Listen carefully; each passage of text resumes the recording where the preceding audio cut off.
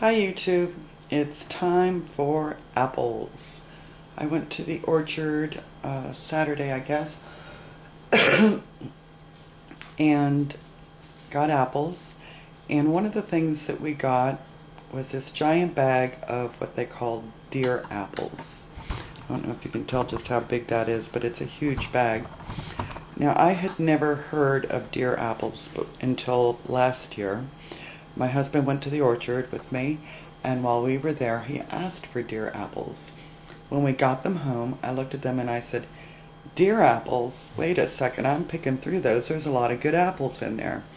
And sure enough, so this year I went and specifically asked for deer apples. Now, these are going to be apples that are maybe going a little bit soft or have a bruise, or like these that have kind of a gnarly looking skin. I guess they fell on the ground or something. But that's still a perfectly wonderful apple, and if you peel that, you would never know the difference. And then there's, big ones, and the majority are the little gnarly ones. But even those are good apples. So what I do is I pick through them.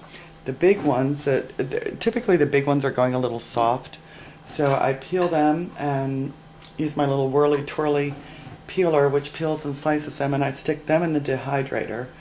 It's my experience that even if an apple's kind of going south, it dehydrates really well and concentrates the flavors, and you end up with a nice sweet tasting result. Now, these apples are firm and nice. It's just that I guess they fell on the ground and their skin gets this sort of a, I don't know if you call it a fungus or what you call it, but there's nothing wrong with the apples. They're perfectly fine. They just look a little fugly. So, along with the deer apple, which I will admit they take a little more time to process too, because a lot of them are little, I also bought a couple bags of just good apples. I don't know if you can see those down there. I processed most of the bag of green apples, and those are red ones basically for eating. And I made an apple crisp, and I'm getting ready to do an apple pie filling with the rest of them. Now, I'm not going to show you the process because I need to get to it. I've got a lot going on here. But I'm going to attach a video from TheMrsVolfie. If you don't know her, you should watch her videos. She does a lot of great things. Shows you a lot of things. And so I'll attach her apple pie filling recipe. That's what I'm going to be doing. The only difference is I will be using sugar instead of honey. So if you prefer to use sugar, follow her recipe, substituting 5 cups of sugar, 10 cups of water to her to her honey and water that she used. And she said to increase the cornstarch to 1 cup if you do that. So I hope you go to the orchard. I hope you have one near you. And if you go, be sure to ask for deer apples. This whole bag, I don't know if I'm repeating myself, but this whole giant bag was $6. And that is a bargain. The cores, when I'm done, by the way, I put in my grain alcohol to make more of the apple cello. And then the rest of the peels and what have you, the deer actually get to have. So they will get a little bit of it. Oh, I also got pumpkins. Hold on, let me scoot over here. TheMrsVolfie also did a video on canning pumpkin. So I stuck them outside because I don't really have any room for them in here, but those will be canned at some point. I hope you try it. Take good care, folks. Hi, YouTube. Well, this is my apple pie filling fail. When I was blanching the apples, they fell apart. So what I have here is more of an apple pie, or an apple topping, or apple syrup, or pancakes, or ice cream.